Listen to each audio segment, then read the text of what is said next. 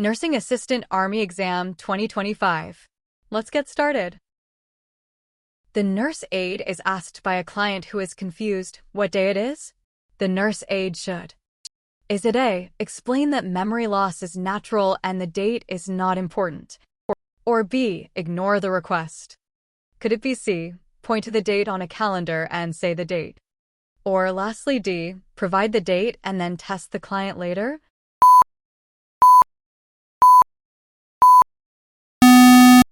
The correct answer is C. Here is why. Using reality orientation, providing clear, simple, factual information helps reduce anxiety and confusion in a supportive, non-condescending way. Dismissing the question as unimportant invalidates the client's concern. Ignoring the request is non-therapeutic and fails to provide needed support. Testing the client later turns a supportive interaction into a quiz, which can be demeaning and increase anxiety. Next question. Which of the following is most important for the prevention of skin breakdown in the client? Is it A, air drying the client's skin? Or B, rubbing lotion on the client's skin? Could it be C, ambulating the client once a day? Or lastly D, repositioning the client every 2 hours?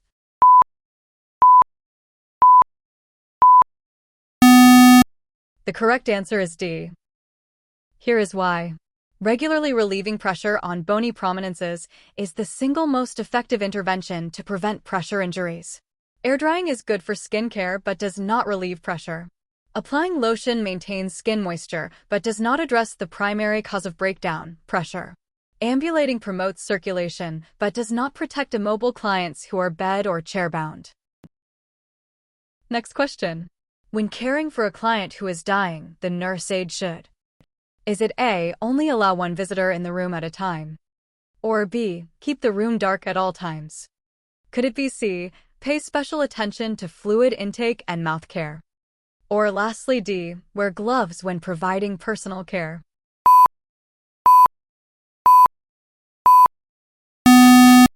The correct answer is C. Here is why. Dying clients often have reduced oral intake, leading to a dry mouth and discomfort.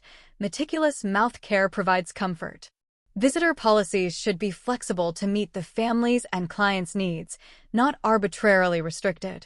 The room lighting should be adjusted to the client's preference, not kept constantly dark. Wearing gloves is standard for any care involving body fluids, but it is not a specific, unique action for dying clients. Next question.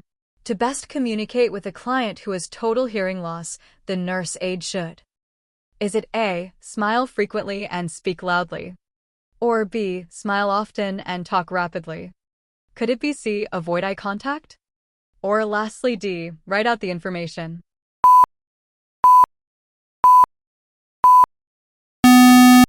The correct answer is D. Here is why. For a client with total hearing loss, written communication is a clear, reliable method. Speaking loudly is ineffective if the loss is total and can be perceived as angry. Talking rapidly makes lip reading, if used, impossible. Avoiding eye contact breaks the connection needed for any form of communication. Next question. When a client who is weak and unable to move without assistance is positioned in a chair, the nurse aide should. Is it A, check on the client every 5 minutes? Or B, make sure the client's water pitcher is full? Could it be C, protect the client with a seatbelt? Or lastly D, place the signaling device within the client's reach?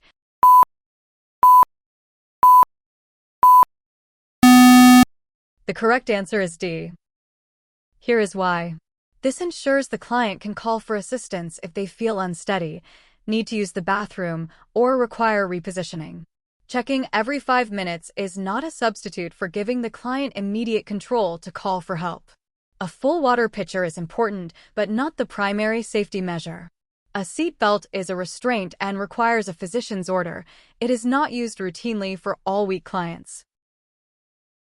Next question. What would be the best way for the nurse aide to promote client independence when bathing a client who had a stroke? Is it A, give the client a complete bath only when the client requests it? Or B, Encourage the client to do as much as possible and assist as needed? Could it be C, leave the client alone and assume the client will do as much as the client can? Or lastly D, limit the client to washing the client's hands?